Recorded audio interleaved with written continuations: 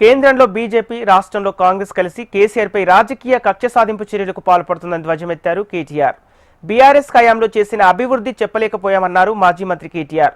Assembly ఎన్నికల్లో over confidence తో ఓడిపోయామని అన్నారు. సింగరేణి ఎన్నికల్లో ఓటమి కూడా బాధాకరమన్నారు. కాంగ్రెస్ పాలనలో మళ్లీ పాత రోజులు వచ్చాయని తెలిపారు.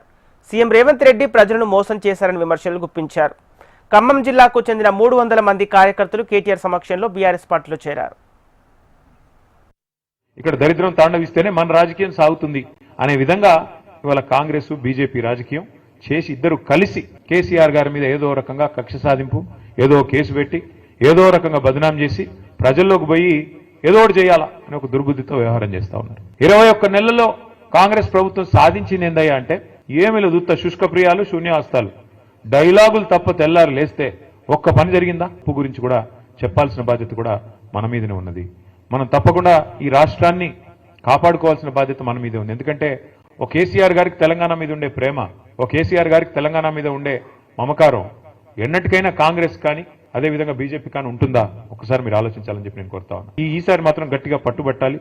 అది లోకల్ బాడీ ఎలక్షన్ అయితేనేమి, పంచాయతీ ఎలక్షన్ అయినా, గల్లీ ఎలక్షన్ అయినా, లేదా ఢిల్లీ ఎలక్షన్ అయినా, ఏదైనా సరే ఈసారి మాత్రం ఎగరాల్సింది గులాబీ జెండానే.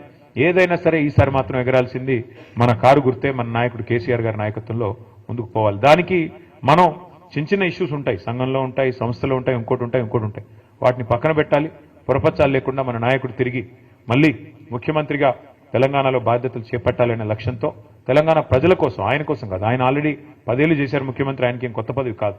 కానీ ఈ రాష్ట్రం మళ్ళీ గాడిన పడాలి అంటే తప్పకుండా ప్రజలు గుర్తు చేసుకుంటున్నారు ఈరోజు.